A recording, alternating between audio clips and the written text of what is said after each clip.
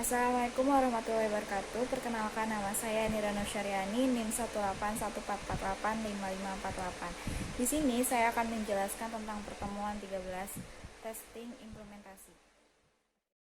Kita akan buka PPT-nya dan selamat menikmati.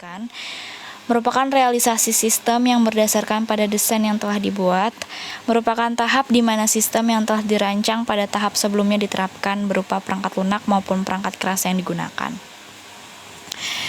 Menerapkan rencana implementasi, bagaimanakah kelengkapan infrastruktur yang sudah ada seperti seluruh jaringan, sistem kantor yang dipakai, sistem komunikasi, dan sistem penunjang.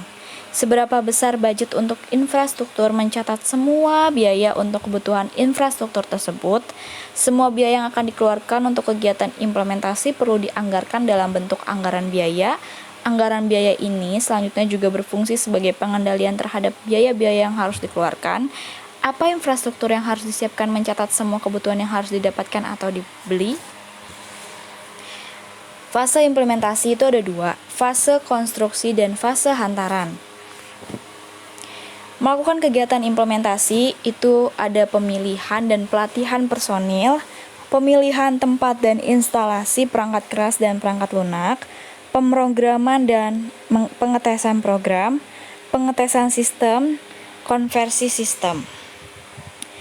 Kita akan menjelaskan fase konstruksi. Tujuannya itu ada dua, membangun dan menguji suatu sistem fungsional yang memenuhi kebutuhan atau persyaratan bisnis dan perancangan. Yang kedua, mengimplementasikan antarmuka antara sistem baru dan sistem yang ada saat ini. Pemrograman biasanya dikenal sebagai aspek utama dari fase konstruksi, akan tetapi dengan kecenderungan solusi sistem yang melibatkan pemerolehan dan pembelian paket perangkat lunak, maka implementasi dan integrasi komponen-komponen perangkat lunak menjadi aspek penting. Aktivitas-aktivitas dalam fase konstruksi ada 4, membangun dan menguji jaringan, membangun dan menguji basis data, menginstal dan menguji paket perangkat lunak yang baru, menulis dan menguji program baru. Pertama, membangun dan menguji jaringan.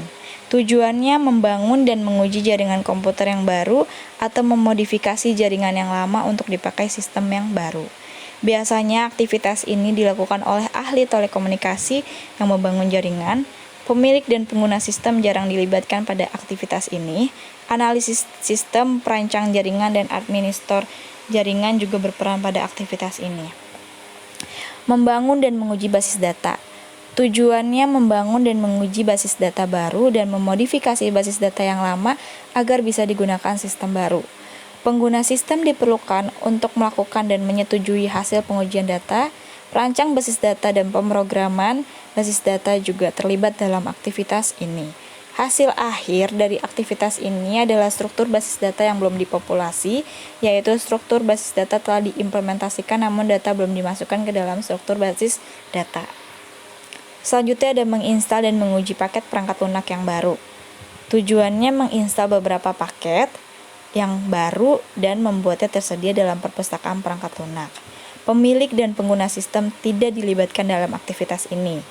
Sedangkan kalau desainer sistem banyak berperan pada aktivitas ini karena tujuannya untuk mengklarifikasi persyaratan integrasi dan dokumentasi program dalam pengujian perangkat lunak.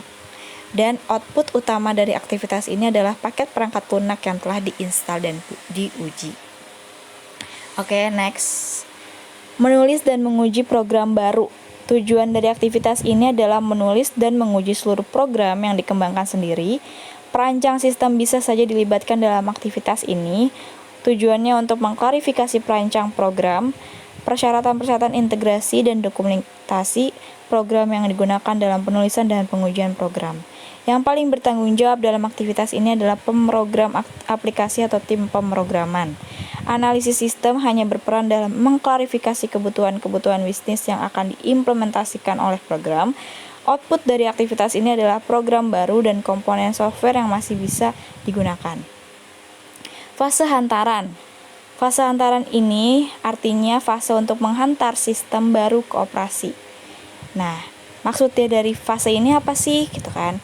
Melakukan suatu pengujian sistem untuk meyakinkan bahwa sistem baru bekerja dengan baik, mempersiapkan rencana konversi agar transisi bisa berjalan mulus menuju sistem baru, melakukan pelatihan dan dokumentasi bagi individu yang akan menggunakan sistem, mengkonversi sistem lama ke sistem baru, lalu mengevaluasi proyek dan sistem akhir.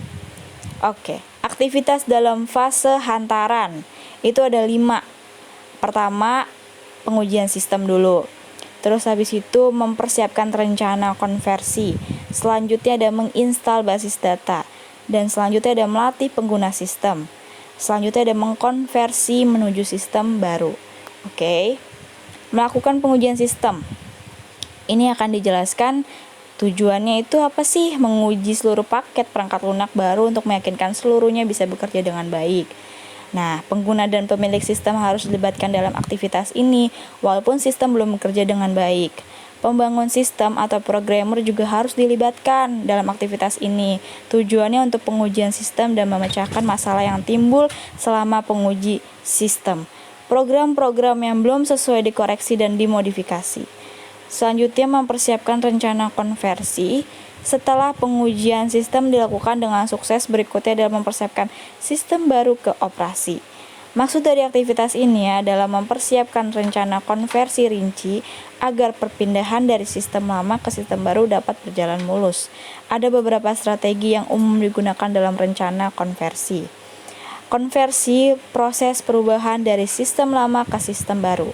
Strategi paralel, direct cutover, pilot study, phased approach.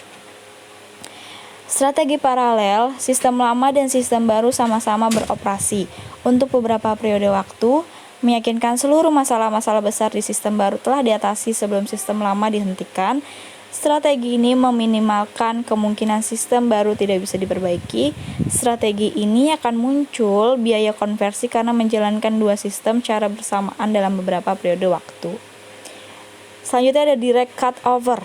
Artinya itu menghentikan seluruh sistem lama pada suatu tanggal tertentu dan menempatkan sistem baru untuk dioperasi. Pendekatan ini sangat beresiko tinggi namun tidak memerlukan biaya transisi. Pilot study. Pilot study biasanya dilakukan pada sistem terdistribusi dengan beberapa letak geografi yang berbeda. Salah satu lokasi dilakukan penggantian menjadi sistem baru, penggantian sistem dilakukan di salah satu lokasi sekaligus mengamati respon atau kinerja sistem yang baru. Ketika lokasi yang menjadi pilot project itu telah menerima sistem baru, maka lokasi lainnya juga mengikuti. Nah, selanjutnya ada phased approach, konversi bertahap. Masing-masing bagian sistem yang dikembangkan dikonversi bertahap setelah selesai dikembangkan. Pengembangan sistem bertahap dilakukan untuk menyiasati minimalnya anggaran dan sumber daya dalam penggantian sistem. Menginstal basis data. Tujuannya itu memasukkan basis data sistem baru dengan data dari sistem yang lama. Pembangunan sistem memainkan peranan yang paling dominan dalam aktivitas ini. Melatih pengguna sistem. Perubahan mungkin berlangsung baik, namun tidak selalu mudah. Pengkonversian ke sistem baru membutuhkan pelatihan pengguna dan menyediakan suatu dokumentasi yang akan mengarahkan pengguna dalam menggunakan sistem baru. Tujuannya apa sih? Memberikan pelatihan dan dokumentasi kepada pengguna sistem agar transisi ke sistem baru bisa berjalan dengan baik. Konversi ke sistem baru. Setelah konversi, kepemilikan sistem beralih dari analis dan pemrogram menuju pengguna akhir. Analis menyelesaikan aktivitas ini dengan melakukan rencana konversi dengan hati-hati. Tujuan dari aktivitas ini mengkonversi ke sistem baru dari sistem lama dan mengevaluasi sistem akhir dan proyek. Oke, next, tidak lanjut implementasi. Analis sistem masih perlu melakukan tindak lanjut berikutnya setelah sistem baru diimplementasikan. Jadi setelah sistem baru diimplementasikan masih perlu untuk melakukan tindak lanjut. Analis sistem masih perlu melakukan pengetesan penerima sistem. Pengetesan ini berbeda dengan pengetesan sistem yang telah dilakukan sebelumnya.